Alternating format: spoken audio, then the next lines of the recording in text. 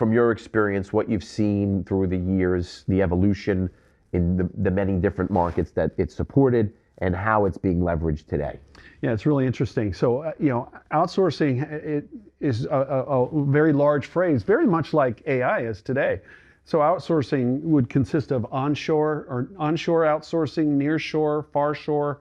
So where that company is going to let somebody else provide a product or provide part of their service, again, trying to be able to manage high volumes and things like that. There were a lot of unintended consequences that took place when it first started, but those have really been ironed out for the most part.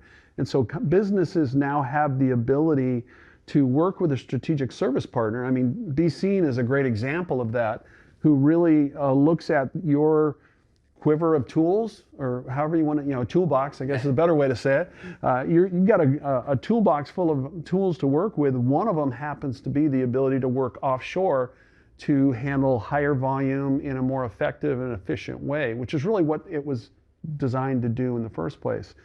We have creditors or businesses that some will allow offshoring or outsourcing. Some will allow outsourcing, but only nearshoring. So there's all sorts of phraseologies. Understanding what components are in play are important, but what's really important is to find a partner that knows how to manage that. And again, this seems self-serving, but it isn't. It's true. BeeSeen is a great example of that. Yeah.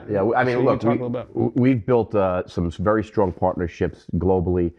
One of them through DebtLink, right, with our India team that does and supports this space. And it's been phenomenal, and I believe that's because you have such a platform that not necessarily just vets the organizations and the professionals, but it also provides multiple types of resources, to your point, right? It's not just driven for offshore, it's not just driven for onshore or nearshore.